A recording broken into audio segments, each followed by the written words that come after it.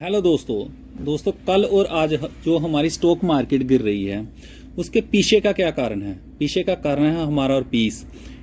हमारे और पीस ने एक बार फिर नया लो लगा दिया है, जिसके चलते हमारी स्टॉक मार्केट सुबह से ही प्रेशर में थी और जो बेरिस वाले हैं वो सुबह से ही हम पर हावी थे और इसके चलते ही स्टॉक मार्केट नेगेटिव में चली गई। तो दूसरा रीज़न है एफआई वाले, वो लगातार बिकवाली कर रहे हैं।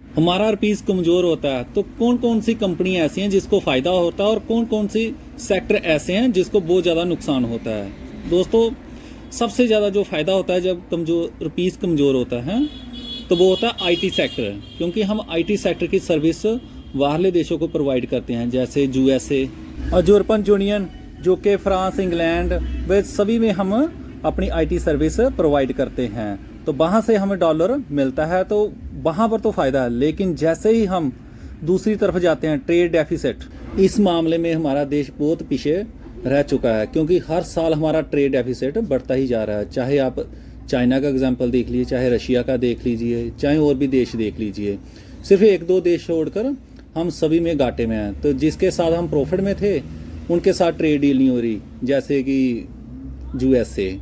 तो वहाँ से हम सरप्लस थे, लेकिन वहाँ पर भी हमारी ट्रेड हो नहीं रही, तो हमारा जो एक्सपोर्ट है वो भी लगभग 28% तक गिर चुका है। डॉलर मजबूत होने से तो हमारी कुछ कंपनियां ऐसी हैं जिसको सबसे ज़्यादा नुकसान झेलना पड़ सकता है। तो कुछ सेक्टर ऐसे हैं, जैसे कि हमारा फार्मास्यूटिकल सेक्टर। हम फार्मास्यूटिकल के प्रोडक्ट बहुत सारे एक्सपोर्ट करते हैं, जहाँ तक तो ठीक था, लेकिन हम रॉ मटेरियल जिससे हम फार्मास्यूटिकल प्रोडक्ट बनाते हैं वो हम चाइना से लेते हैं। सेकंडली आता पेंट सेक्टर। तो आपको पता है जो जितने भी पेंट बनते हैं वो बनते हैं ऑयल से। तो यदि हमारा ऑयल ही महंगा हुआ तो वहाँ पर पेंट की इंडस्ट्री को भी झटका लगेगा। फिर आता है स्पेयर पार्ट्स।